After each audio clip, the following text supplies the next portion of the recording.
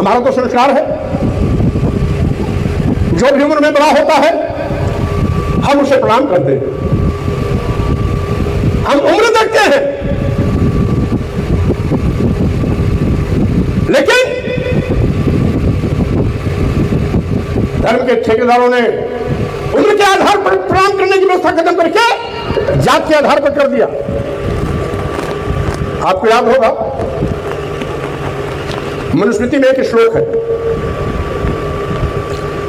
10 वर्षम तु ब्राह्मणम शतवर्षम तु क्षत्रपाः पिता पितरो बीजान्यात् ब्राह्मणस्तयो पिता।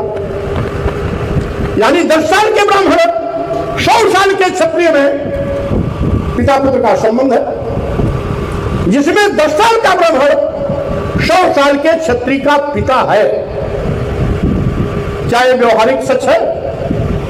क्या ऐसा होना चाहिए? यानी 100 साल के क्षत्रिय का पिता 10 साल का ब्राह्मण हो, इसको आप मानेंगे? भाई हम तो उम्र को मानते हैं। अगर 100 साल का क्षत्रिय है तो पूज्य है, वरिष्ठ है, हम सब जो है उसको प्रणाम करते हैं। लेकिन उन्होंने व्यवस्था बना दिया मनुस्मृति के माध्यम से कि नहीं, भले 100 साल का क्षत्रिय हो लेकिन उसे 10 साल के ब्राह्मण को पितावत सम्मान देना होगा। यानी 10 साल के ब्राह्मण 100 साल के क्षत्रिय में पिता पुत्र का संबंध है, जिसमें 10 साल का ब्राह्मण 100 साल के क्षत्रिय का पिता।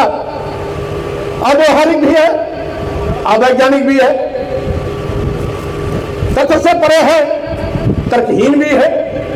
भाई 100 साल का बूढ़ा 10 साल के किसी बच्चे को अपना पिता क्यों स्वीकार करेगा? 100 साल का बूढ़ा क्षत्रिय 10 साल के ब्राह्मण बच्चे को क्यों प्रणाम करेगा?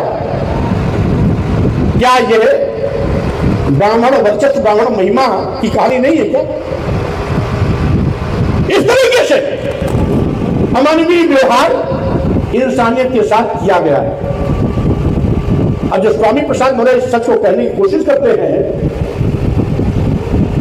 तो जितने भी देश के पंडित पुजारी हैं कहते हैं स्वामी प्रसाद मौर्य हमको गाली दे रहे हैं। आखिर जो मैंने श्लोक पढ़ा, ये श्लोक मनु महाराज ने लिखा, मनुस्मृति की लिखी हुई है।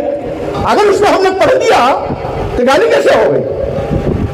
हमने तो उनकी लिखी बात की व्याख्या कर दी और कहते महाराज कि हमको गाली देते हैं। अरे भाई, गाली देना हमारा संस्कार नहीं है। हम बुरे हैं, हम हिंसा में विश्वास नहीं करते हैं, हम अहिंसा में विश्वास करते हैं, हम सदाचार में विश्वास करते हैं, हम करुणा मैत्री बंधुत्व को मानने वाले लोग हैं। हम किसी को सपने में भी गाली नहीं दे सकते हैं। यह